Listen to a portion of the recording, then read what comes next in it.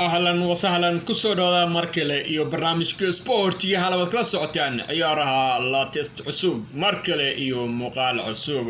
daawadayaal meel kasta joogtaan maanta waxaan ka eegi doonaa sportiga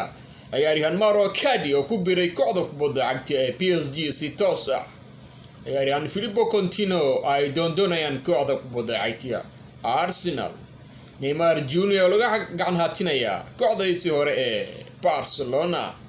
Bruno Fernandes iyo ciyaaryahan Jadon Sancho ciyaar kooxda kubadda cagta Borussia Dortmund iyo la arkay sawirkooda bartia Bruno Fernandes uu ku leeyahay Instagram-ka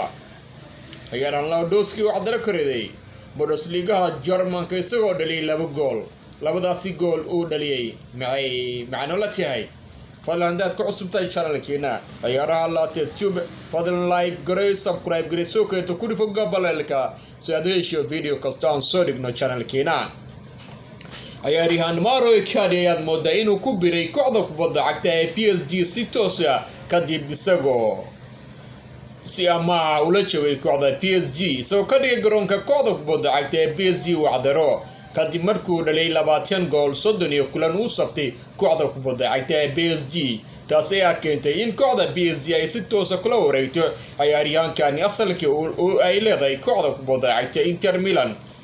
ciyaaryahankan ayaa ku biiray kooxda PSG adduundan ilaa 57 milyan taas ayaa moodaa inay wado caareyso inta baraha kooxda Inter Conte oo ciyaaryahan kale ka doorbiday kuna jiro suuqaas uu keeno kooxdiisa Inter Milan waxaana diiradda saaran macalinkaasi ciyaaryahan La Gazette oo dhashay dalka France iminku ciyaara kooxda kubadda cagta ee Arsenal sidoo kale kooxda kubadda cagta Arsenal ayaa moodaa inay soo galeen safka ay ku doonayeen ciyaaryahan Filippo Coutinho oo ku fashilmay kooxda kubadda cagta ee Bayern Munich kadib markii ay sheegtay in kooxda kubadda cagta ee Bayern Munich ay la wareegi doonto ciyaaryahankan ayaa moodaa in kooxda Arsenal ay markale si ahmaaha ula wareegtay ciyaaryahankan iyagoona diyaar u ah inay kooxda Barcelona ay siiso adduundan 9 milyan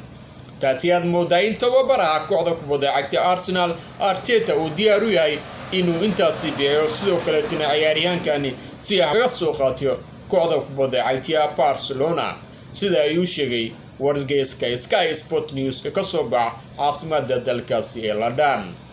ciyaaryahan Filippo Coutinho ayaa ciyaaryahan oo dhashay dalka Brazil iminkaas uu ciyaara kooxda Bayern Siama isla wararkii ciyaaraha ee kala iibsiga ciyaartooyda eegan waxaan moodaa in ciyaaryahankii hore kooxda kubadda cagta ee Barcelona Neymar Jr aad moodaa inuu rabo inuu ka tago kooxda kubadda cagta ee PSG isagoo doonaya inuu dib ugu laabto kooxda kubadda cagta ee Barcelona ciyaaryahankan ayaa moodaa in kooxda PSG ay ku doonayso lacag aan macquul ahayn balse si walba ay noqoto agaasimaha guud ee kooxda kubadda cagta Barcelona